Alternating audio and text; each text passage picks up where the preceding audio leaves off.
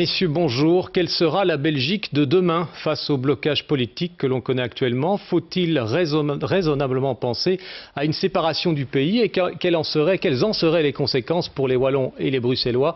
Nous en parlons dans un instant avec nos invités. Voici les principaux titres du journal de 13h. Et cette alerte à la bombe ce matin au collège Saint-André à Auvelais.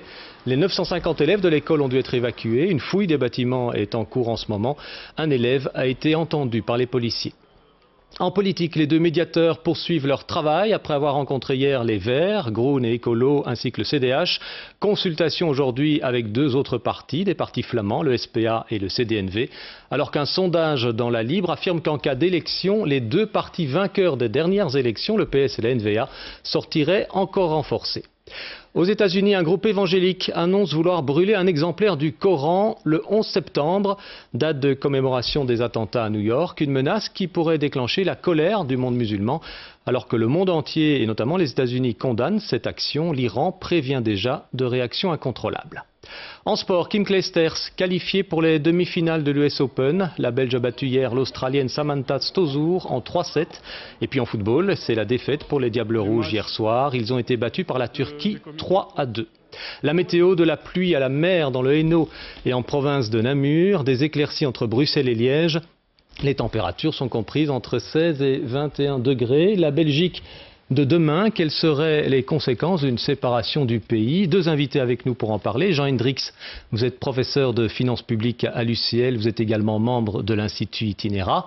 Et Ivan Van de Cloot, vous êtes économiste en chef de l'Institut Itinera. Itinera étant un groupement de professeurs d'universités du nord et du sud du pays qui réfléchissent aux questions socio-économiques. Monsieur Hendricks, la séparation du pays, on n'en est pas, bien entendu, mais est-ce qu'il faut effectivement, en raison de la situation politique, commencer à l'envisager? Et si oui, à quelle échéance selon vous? Je pense qu'on a parlé de scission du pays, en quelque sorte, comme un espèce de coup de bluff pour ceux qui jouent au poker ou à la belote, savent ce que ça veut dire. C'est d'essayer d'améliorer sa position dans les négociations. Donc on a quelque part à l'esprit qu'on va devoir retourner à la table de négociation. Et on veut retourner à la table de négociation en montrant qu'on est fort. On est au moins aussi fort que le partenaire avec qui il va falloir de toute façon trouver un accord. Alors, dans la pratique, l'idée de scission n'est pas du tout envisageable ni à court terme ni à moyen terme. Pour une raison toute simple, c'est que le montant qui devrait être négocié, les conditions du partage, ce ne serait plus de l'ordre d'un demi-milliard, ce qui concernait le financement de Bruxelles, mais ce serait de l'ordre de centaines de milliards. C'est le partage de notre dette et le partage de nos obligations de pension. Chose tout à fait inédite et tout à fait différente du cas de la Tchécoslovaquie, qui est souvent pris en exemple, où le taux d'endettement n'était que de 10% du produit intérieur brut, c'est-à-dire une dette tout à fait négligeable et donc facile à répartir. Monsieur Van de Cloot, vous êtes néerlandophone, oui. Également spécialiste de ces questions. Vous avez le même avis, une séparation éventuelle est difficilement envisageable, notamment en raison de la dette? Oui, ce sera un divorce assez compliqué. Et donc, dans une divorce, on sait que ça peut être très difficile, mais on a toujours la possibilité de le recours au juge ou à l'arbitre, mais qui peut fonctionner comme l'arbitre dans une divorce belge, parce qu'il faut toujours trouver une solution qui est négociable, parce que par exemple, répartir la dette, selon quelle clé de répartition? Est-ce qu'on va utiliser le nombre de population des deux côtés? Est-ce qu'on va utiliser la capacité économique? Tous ces paramètres vont aboutir à des répartitions complètement différentes. Et donc, il faut négocier en tout cas. Quand je parlais d'une estimation d'échéance, M. Hendricks me dit que ce n'est pas envisageable à court ni à moyen terme. Quel est votre point de vue? Parce qu'on sait que certains partis flamands, la NVA notamment, a cet objectif en tête, c'est leur objectif final. C'est dans plusieurs dizaines d'années, dans plusieurs dizaines d'années, quel est votre point de vue?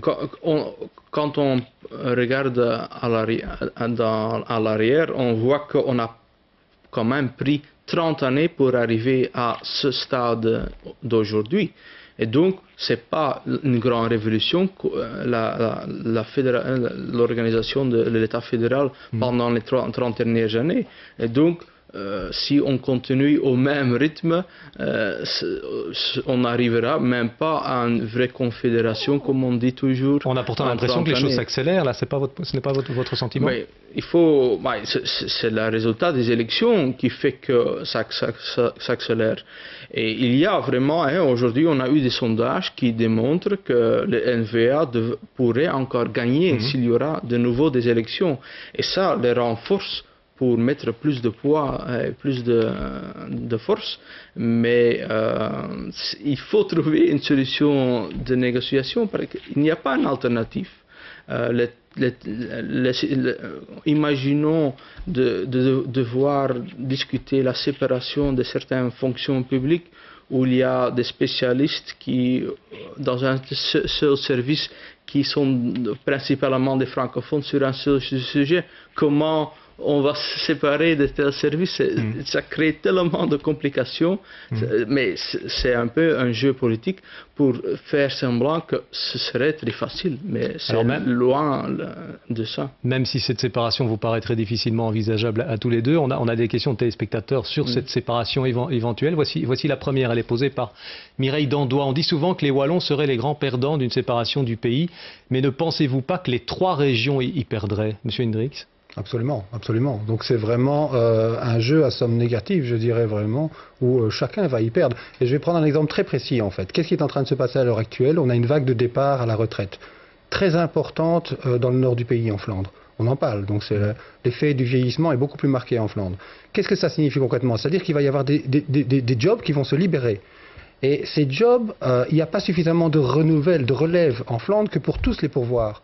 Et donc c'est une magnifique opportunité pour résoudre l'emploi wallon et bruxellois, le chômage en Wallonie et à Bruxelles. Je vous prends pour exemple que le taux de chômage des jeunes 20-24 ans à Liège est de 50%. Là s'ouvre vraiment une boîte magique où des débouchés vont se créer, vont s'ouvrir et il faut ouvrir ces marchés, décloisonner le marché du travail et permettre une mobilité géographique, donc permettre à nos jeunes notamment d'aller renouveler la force de travail, notamment dans la région flamande.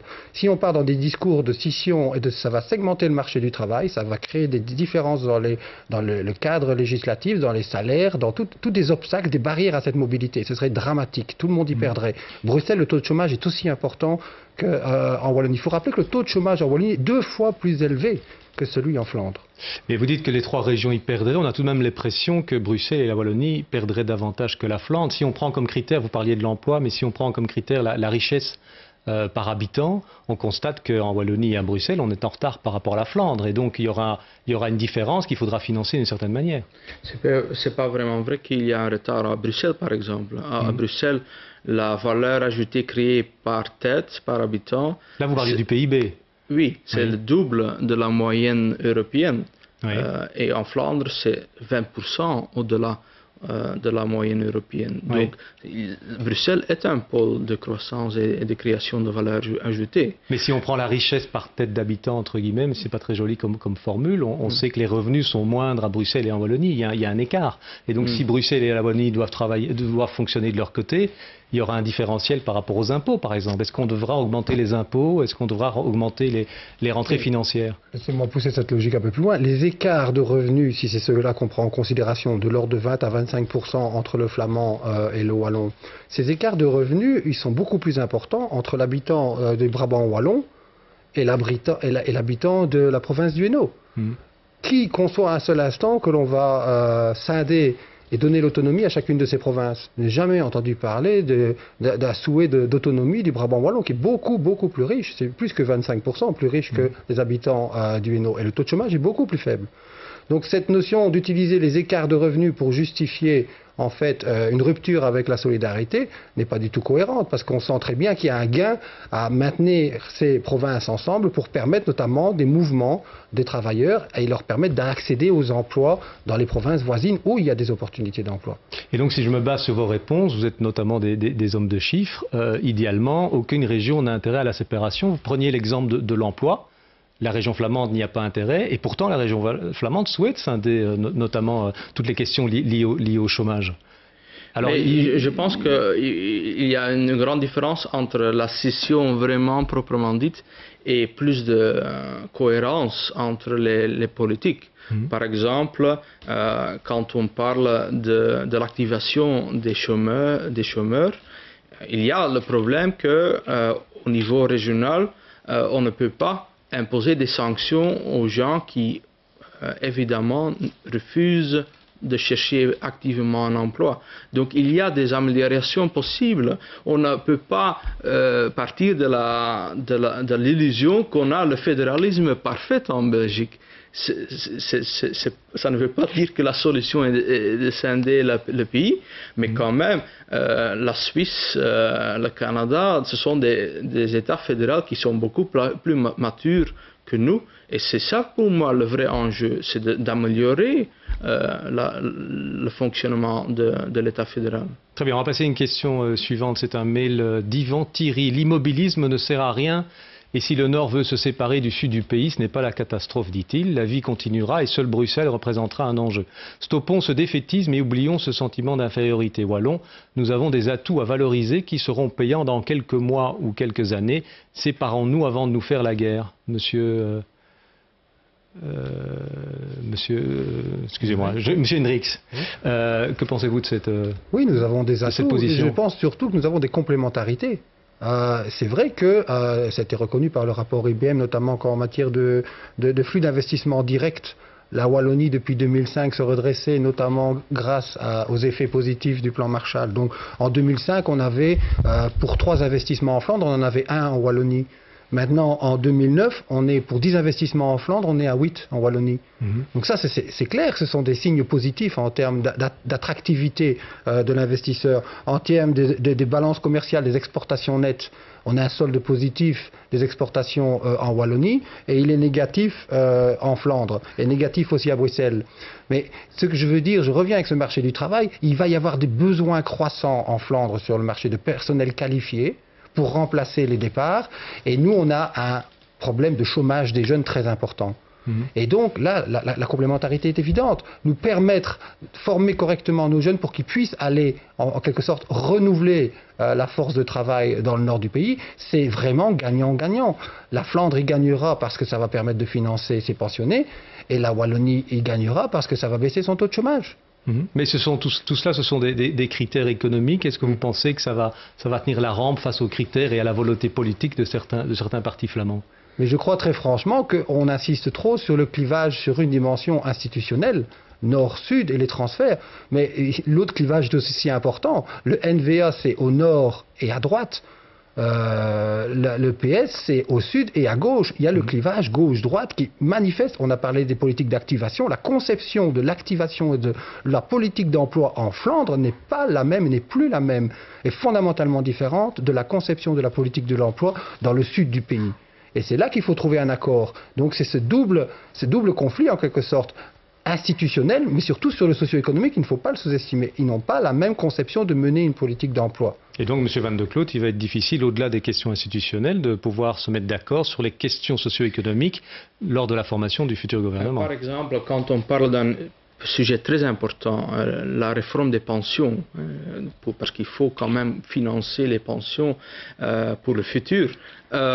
Alors on a des visions très différentes en Flandre qu'en Wallonie. Et ça, c'est vraiment l'enjeu de dépasser et de vraiment trouver des accords communs sur ces points-là. Parce que moi, comme économiste, quand je regarde le sujet, je dis le système de pension devrait se trouver au niveau le plus élevé, au moins le niveau belge. C'est pas rationnel de régionaliser un système de pension.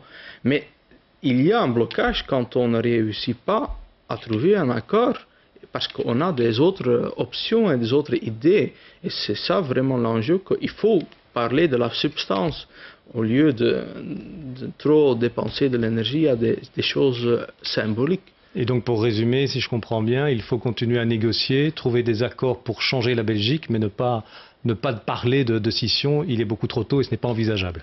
Pour moi, c'est un jeu politique, ça n'a pas de substance, parce qu'on sait que ce sera trop compliqué en réalité.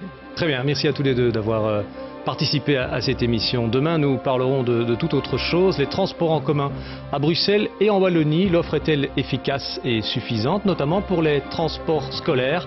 Rendez-vous demain donc pour en parler. Dans un instant, le journal de 13h avec Grégory Willot.